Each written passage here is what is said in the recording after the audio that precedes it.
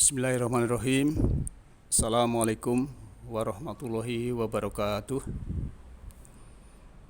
Alhamdulillah illadzi anzala ala abdihil kitaba walam yabjang allahu iwaja la ya'tihil batilu min baini yadayhi wala min khalfihi tanzilu min hakimin hamid. Subhanaka la ilma lana illa ma 'allamtana innaka antal alimul hakim.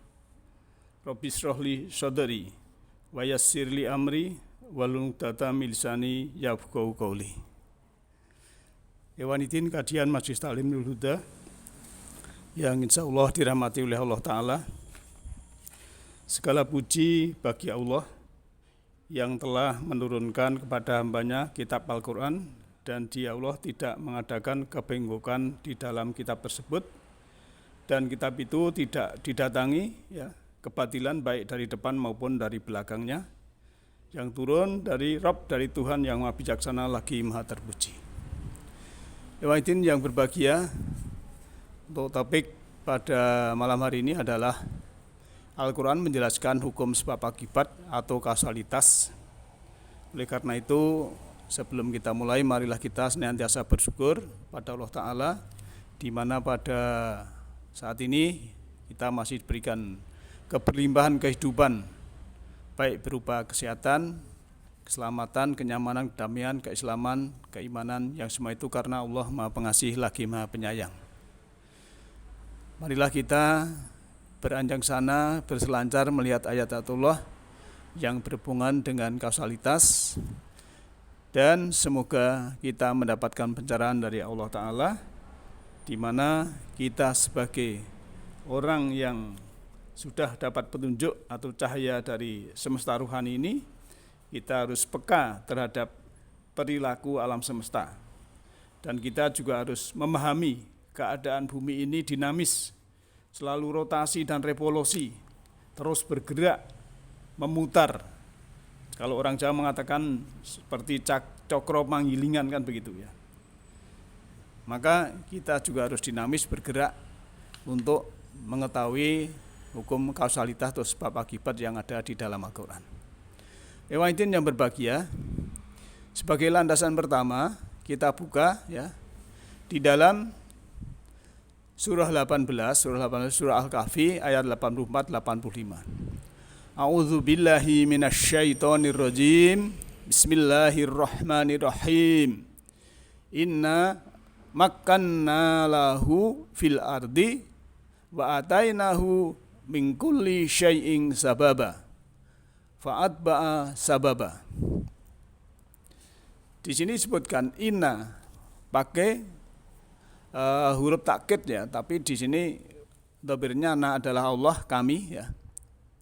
Sungguhnya kami tempatkan baginya, bagi manusia itu ya, di bumi, fil ardi wa atainahu ya, dan kami berikan atau kami datangkan padanya mingkuli dari tiap-tiap sesuatu syai'in mingkuli syai'in dari tiap-tiap sesuatu. Syai'in bisa berarti juga dari sya'a, sya'u itu kehendak, dari tiap kehendak. Sababa adalah kausalitas atau sebab akibat. Fa'at ba'a sababa ayat selanjutnya yang ayat 85, maka ikutilah, itibalah, fa'at ba'a sababa. Kalau menurut pengertian ataupun terjemahan dari Fahmil Quran, diartikan yaitu sebab akibat atau kausalitas. Kalau di Depak mungkin jalan ya. Kalau jalan itu dalam Quran banyak sekali, itu mungkin torik juga jalan ya, sirot juga jalan, kemudian yang lain itu juga ada yang berisik. Tapi di sini sababa kita artikan dengan sebab akibat, dan ini secara pragmatis bisa kita lihat karena Al-Quran itu juga mengandung istilahnya koherensi ayat-ayatnya itu ya. Ayat-ayatnya itu tidak bertentangan dengan ayat yang lain, tidak bertentangan dengan ilmu pengetahuan, ayatnya itu tidak bertentangan dengan ayat kauniyah, dan juga memenuhi unsur korespondensi. Faktanya ada, memang orang yang selalu mengikuti sebab akibat itu, sebab baik dapat baik, sebab buruk akibat buruk. Nah, di sini kan fakta sesuai dengan apa yang kita lakukan. Secara pragmatis juga kita bisa melakukannya.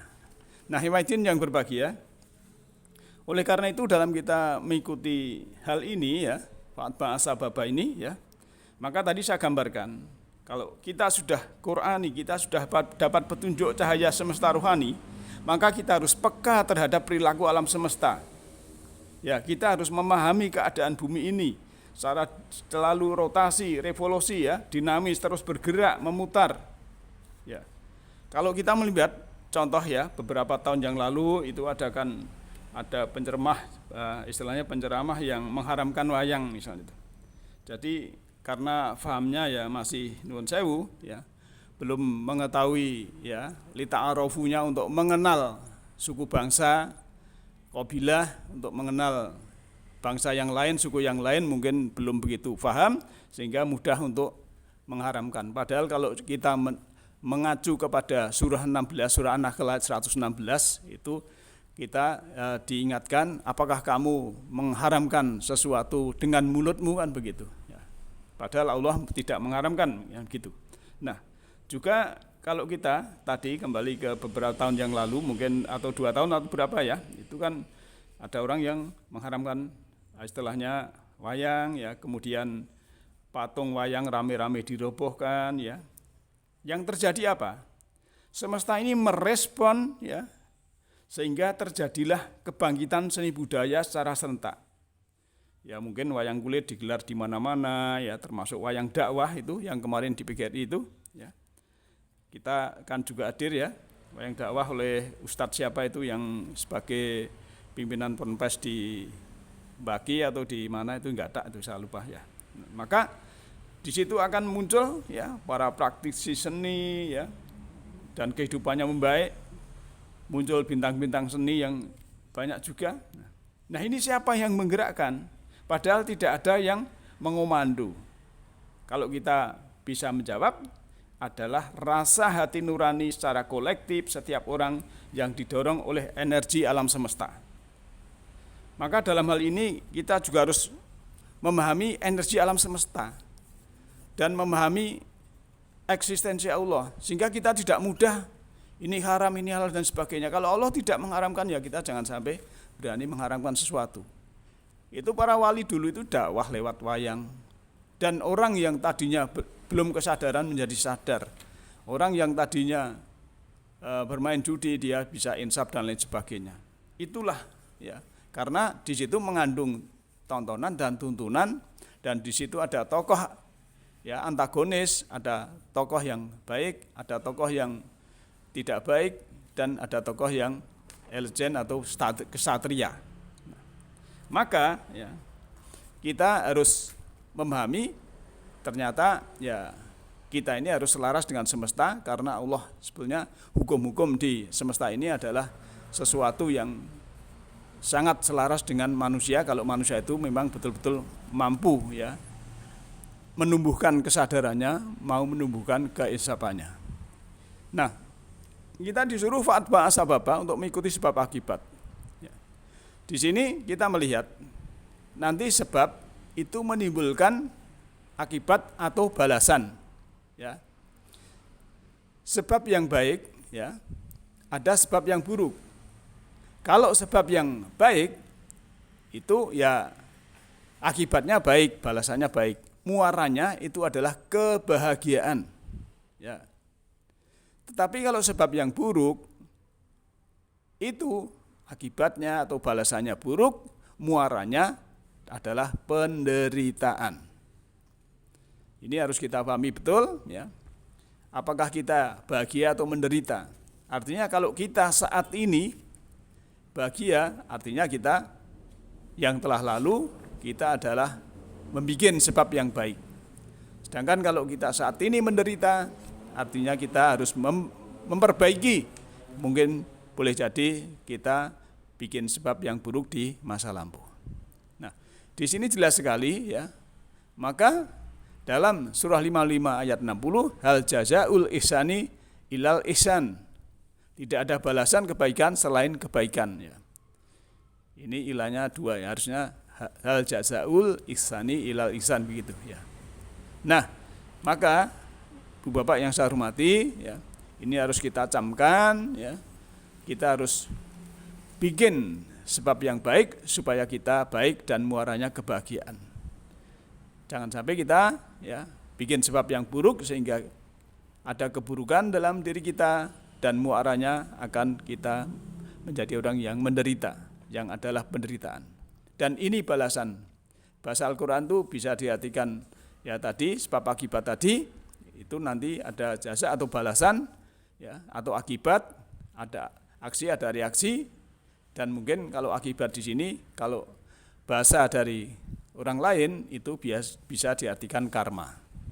Dan itu bahasa saja, Allah mengetahui akibat atau balasan atau karma itu sama saja sebetulnya. Ya, kita jangan alergi. Seperti kalau orang Inggris mengatakan air itu water, kita mengatakan air. Kemudian kalau orang Jawa mengatakan itu toyo, banyu dan lain sebagainya, itu sama saja. Ya, cuma bahasa. Tapi ya konteksnya adalah sama sebagai akibat atau balasan. Ya. Nah, yang berbahagia, maka tidak ada balasan kebaikan selain kebaikan. Kalau difahami secara mafhum mukhalafah, juga tidak ada balasan keburukan selain yang diterima adalah keburukan, gitu. Sekarang kita lanjut juga ya ke ya surah Asy-Syura surat 42 ayat 30. A'udzubillahi minasyaitonirrajim. Wa ma asabakum mim musibatin fabima kasabat aidikum wa ya'fu an katsir. Yang artinya, dan musibah apapun yang menimpa kamu ya, adalah karena perbuatanmu ya, atau karena perbuatan tanganmu sendiri, dan Dia memaafkan kebanyakannya.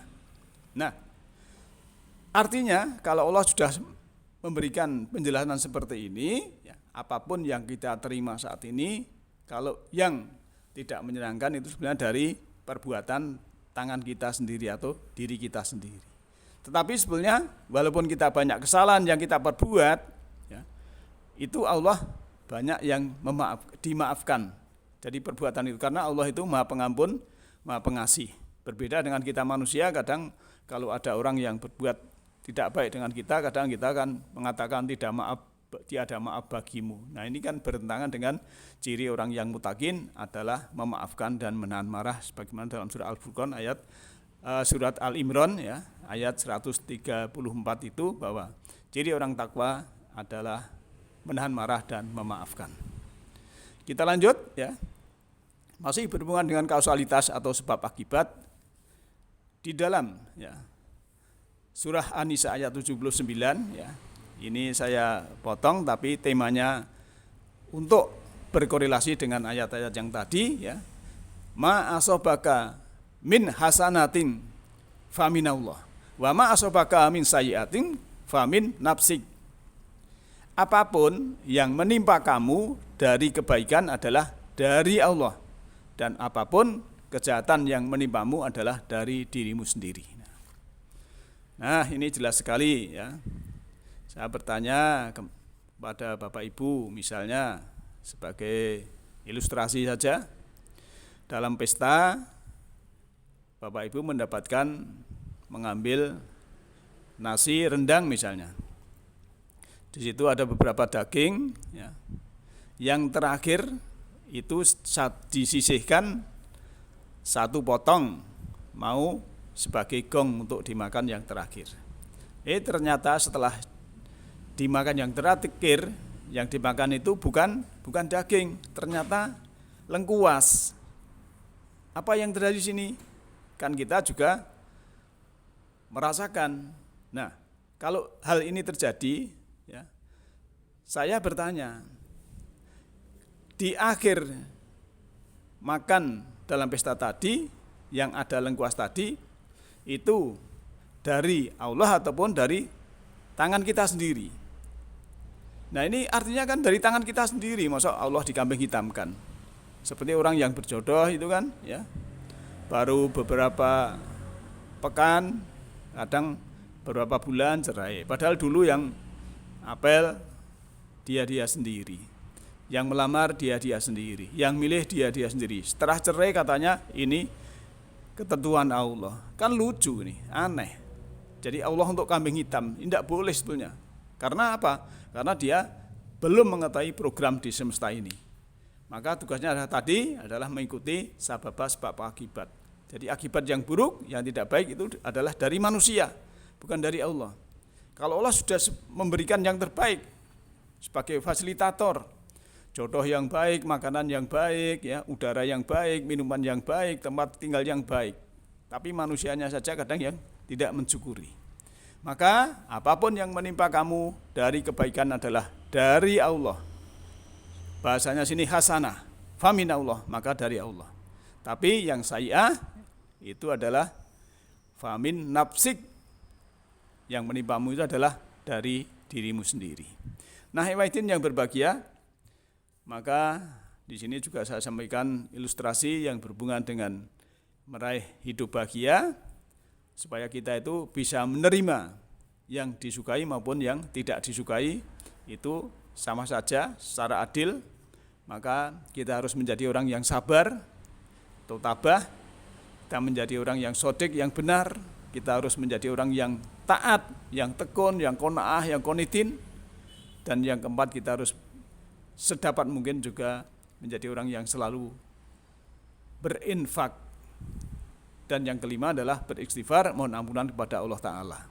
Sebagaimana kalau di dalam surat Ali Imran ayat 17 itu kan, sebagai as-sabirina, orang yang sabar, as-sadiqina, orang-orang yang benar, wal qanitina, orang-orang yang taat, tekun, wal mungfikina, orang-orang yang selalu berinfak semampunya, ya, wal mustakfirina bil askar, yaitu orang yang mohon ampun pada Allah di waktu sahur atau lewat tengah malam.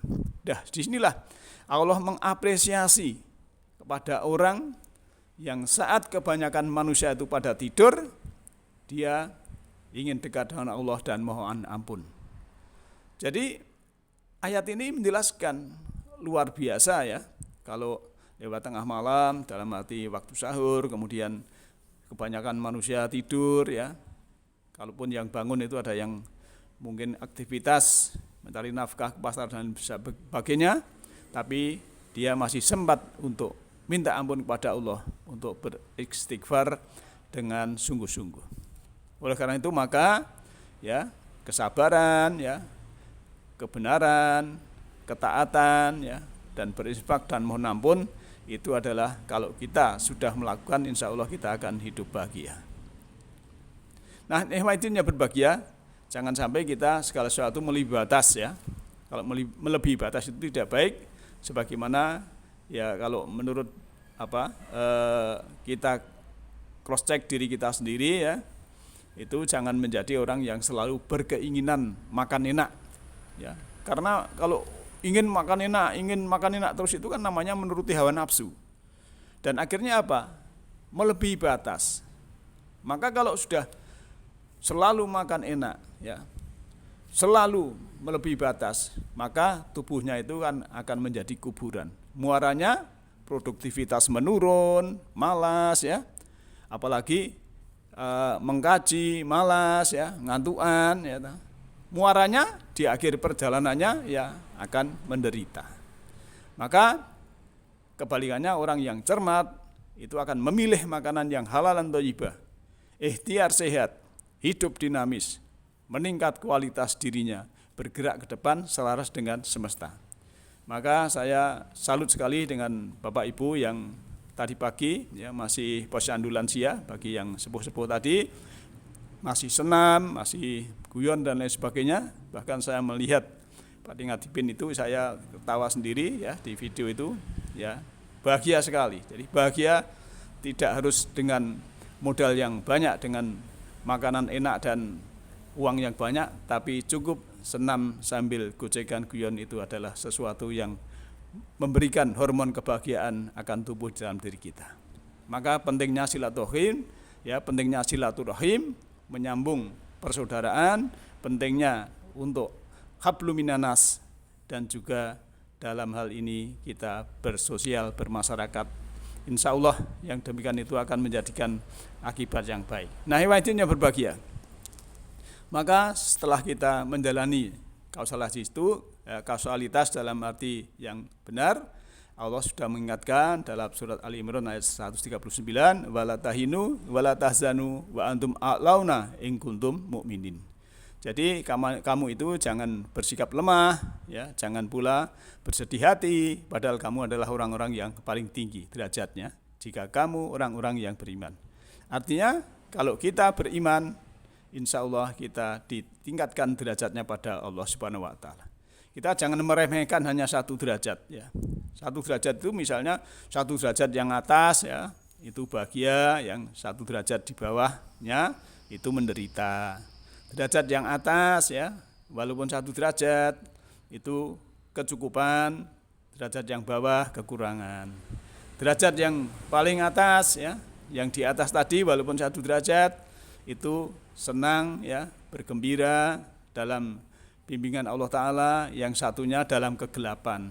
Padahal yang satunya sudah mendapatkan cahaya, yang satunya di bawahnya masih mendapat kegelapan. Satu derajat di atasnya ibarat sudah di jannah, sudah di surga, sudah di taman keindahan, taman kesejukan, taman kedamaian.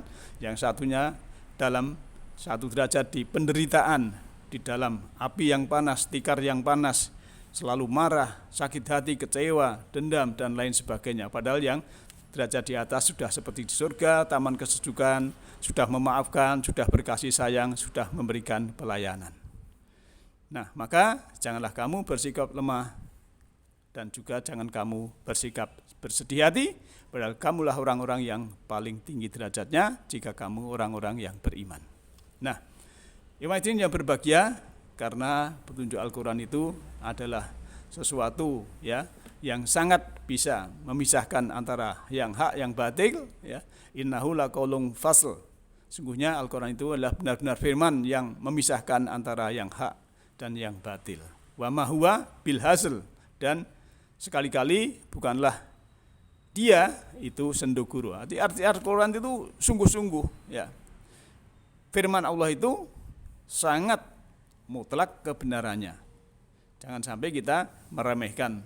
Maka ciri orang yang beriman itu adalah innal mal mu'minuna, ya, idza dzukirallahu, ya, wajilat qulubuhum wa idza tuliyat alaihim ayatuhu zadatuhum imana. Itu dalam surat 8 ayat 2 itu. Jadi kalau disebut asma Allah itu, ya, bergetar kolbunya, kalau dibacakan, ditilawahkan ayat Allah itu bertambah keimanannya. Nah, hadirin yang berbahagia, oleh karena itu, ya, Allah juga sudah berfirman dalam surat Nur ayat 34, walaqad anzalna ilaikum ayatim mubayyinatin wa masala minal ladina khalau min qablikum wa mau'izatal lil muttaqin. Dan sungguhnya kami telah menurunkan kepada kamu tanda-tanda atau ayat-ayat yang memberi penerangan dan contoh-contoh dari orang-orang yang terdahulu sebelum kamu, dan pelajaran bagi orang-orang yang bertakwa. Dan semoga kita semua dalam lindungan Allah Ta'ala, marilah kita selalu, ya, berinteraksi dengan manusia untuk meningkatkan kesadaran kita, dan semoga Allah membimbing kita di jalannya, ya, dan kita selalu mengikuti kausalitas yang ada di dalam semesta ini, karena Allah sudah menciptakan segala sesuatu adalah untuk kita laksanakan. Dan jadi kalau kita membuat sebab yang baik, insya Allah kita baik dan muaranya adalah bahagia. Jangan sampai kita membuat sebab yang buruk, yang artinya nanti ada keburukan, dan keburukan itu endingnya atau muaranya adalah penderitaan. Nah, maka Allah sudah berfirman, ya, yahdillahu linurihi mayasa. Allah memberikan cahayanya, petunjuk cahayanya berupa semesta ruhani kepada siapa yang dikehendaki. Nah, siapa yang dikehendaki adalah orang yang berkehendak. Nasrun minallahi wa fadlun qarib. Alhamdulillahirabbil alamin. Assalamualaikum warahmatullahi wabarakatuh.